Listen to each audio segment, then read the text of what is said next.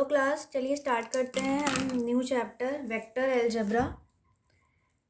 Vector algebra सबसे पहला question तो यही आता है कि वेक्टर्स होते क्या हैं। तो देखो, वेक्टर्स वो क्वांटिटी होती है जिसमें आपका मैग्नीट्यूड भी होता है और डायरेक्शन भी होती है।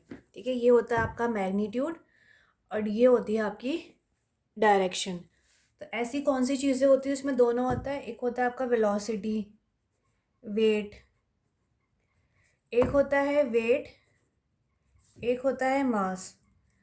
वेट आपका होता है वेक्टर और मास होता है आपका स्केलर। क्यों? क्योंकि इसमें सिर्फ मैग्नीट्यूड होता है, इसमें मैग्नीट्यूड प्लस डायरेक्शन दोनों होता है। ठीक है, अब आपका पहला कॉन्सेप्ट आता है एडिशन ऑफ वेक्टर्स। ठीक है, सपोज आपका ये एक वेक्टर है ए और ये एक वेक्टर है बी। ठीक है, तो जब हम इन दोनों को ऐड करेंगे ना तो हमें एक नया वेक्टर मिलेगा ये, तो इसको बोलेंगे ए प्लस बी।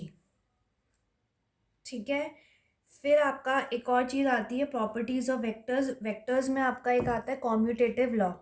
कॉम्यूटेटिव लॉ वो क्या कहता है? ए प्लस बी वेक्टर का sum is equal to B plus A vector का सम। ठीक है, उसके बाद आता है आपका एसोसिएटिव वो क्या कहता है? A plus B plus C vector का sum is equal to A plus B plus C. इन दोनों का और इन दोनों का इस तरह से अगर हम एडिशन करेंगे तो वो सेम ही आएगा।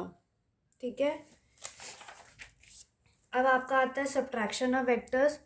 सब्ट्रैक्शन में देखो, जैसे ए वेक्टर माइनस बी वेक्टर है तो हम इसको ऐसे लिख सकते हैं ए प्लस माइनस बी वेक्टर। अगर ये भी है ये भी है, दोनों सेम है, सेम चीज़ें हैं।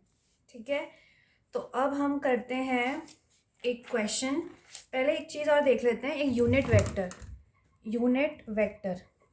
यूनिट वेक्टर क्या होता है? यूनिट वेक्टर होता है जब उसका मैग्नीट्यूड होता है 1। तो जैसे उसको हम लिखते हैं ए कैप। तो ए कैप अगर हमें यूनिट वेक्टर के बारे में निकालना है तो हम लिखेंगे A cap A vector upon उसका मैग्नीट्यूड। तो ये इसका फॉर्मूला होता है। ठीक है, अब हम नेक्स्ट करते हैं, अब हम एक क्वेश्चन करते हैं।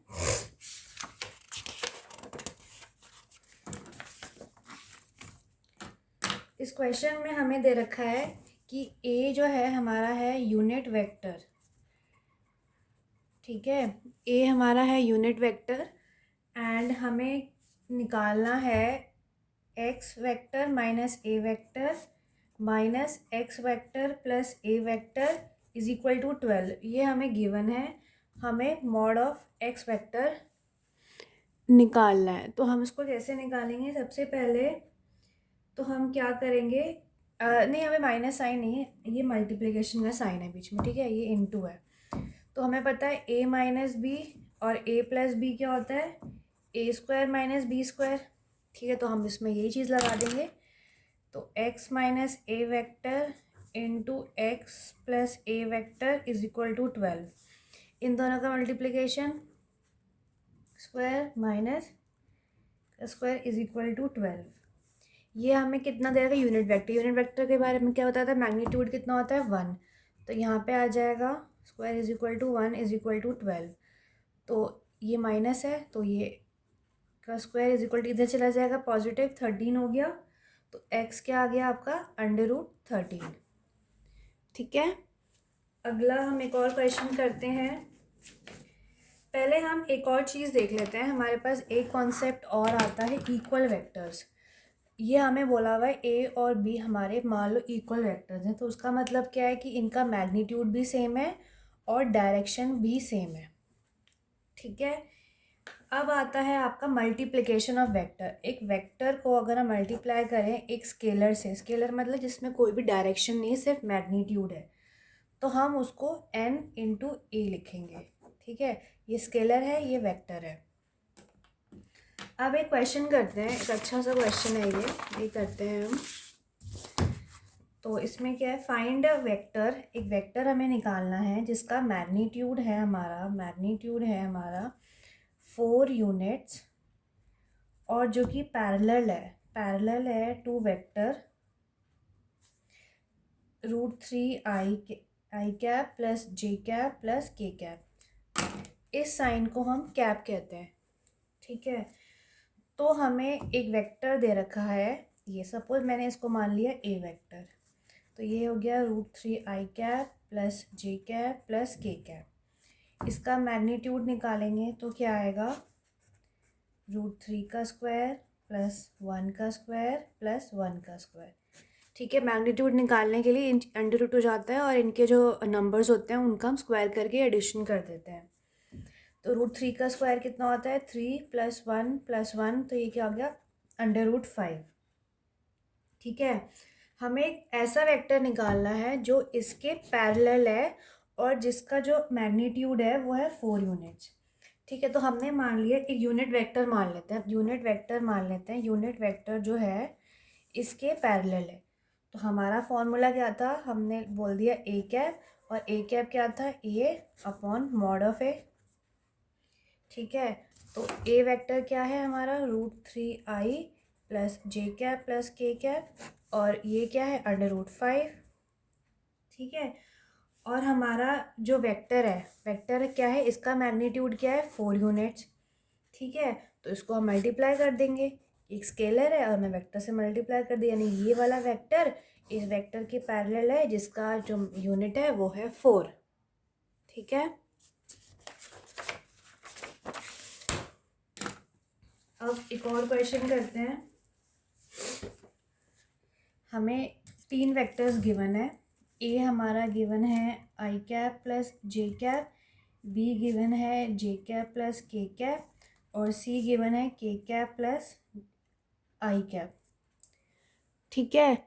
इसमें हमें क्या निकालना है, हमें यूनिट वेक्टर निकालना है जो कि पैरेलल है A vector plus twice of B vector plus C vector के, ठीक है। तो हम इसको पहले तो हमें एडिशन करना है, तो हम कर देते हैं i cap plus j cap plus twice into j cap plus k cap plus k cap i cap, ठीक है। तो ये क्या आ गया, ये i कैप, ये आई कैप यहाँ पे 2 है तो 2i cap plus 3j cap plus 3k cap, ठीक है। अब हमें निकालना है इसका मॉड, इसका अगर मैं मॉड निकालूंगी तो क्या आएगा, इसका मॉड निकालेंगे तो अंडर रूट क्या आएगा, 2 का स्क्वायर प्लस 3 का स्क्वायर प्लस 3 का स्क्वायर, ठीक है। तो ये क्या आएगा, √4 + 9 + 9, ये क्या हो गया, √22।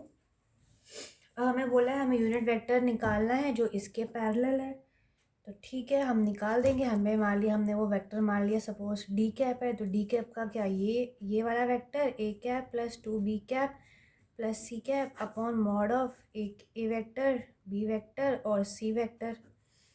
तो ये वेक्टर क्या आया था, 2i cap plus 3j cap plus 3k cap upon √22, ये आपका आंसर है, ठीक है।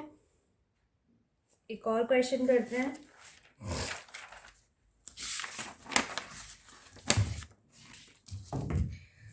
हमें 3 वेक्टर्स गिवन है, 3 वेक्टर्स हमें गिवन है।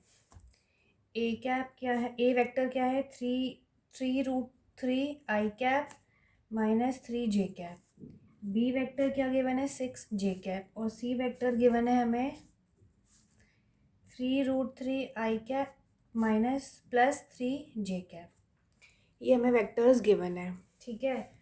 तो हमें बताना है कि ये जो 3 वेक्टर्स हैं ये साइड्स हैं आपके इक्विलेटरल ट्रायंगल के, ठीक है। सबसे पहले तो हमें देखना पड़ेगा क्या ये 3 वेक्टर्स एक ट्रायंगल के साइड हैं भी, तो वो देखने के लिए हमारे पास एक वो होता है, एक फॉर्मूला होता है कि सम ऑफ 2 साइड्स ग्रेटर देन और इक्वल टू थर्ड साइड। अगर ये वाली कंडीशन को फॉलो करता है तो इसका मतलब ये ट्रायंगल की साइड्स तो है। तो ऐड कर लेते हैं हम इनको, 3√3i minus 3j cap plus 6j cap, तो 3√3i plus 3j cap equal to आ गया इसके सी के, यानी कि ट्राइंगल की साइड्स तो है ये। तो अगर आई इक्विलेटरल ट्राइंगल की साइड्स हैं तो इसका मतलब क्या होना चाहिए, इन तीनों का मॉड सेम आना चाहिए, मैग्नीट्यूड यानी कि। तो निकाल देंगे 3√3 का स्क्वायर प्लस 3 का स्क्वायर, ठीक है। बी वेक्टर का मॉड क्या होगा, √6 का स्क्वायर, और सी वेक्टर का क्या होगा 3√3 का स्क्वायर प्लस 3 का स्क्वायर। तो देखो ये क्या आ गया, 9 प्लस 3√3 का क्या होगा, 3√3 का कैसे निकालेंगे, 3 × 3 9 27, तो ये 36 √36 यानी कि 6, ये भी 36 6 और ये भी 6, यानी कि तीनों बराबर आ रहे हैं। इसका मतलब क्या है, ये साइड्स हैं आपके इक्विलेटरल ट्राइंगल की।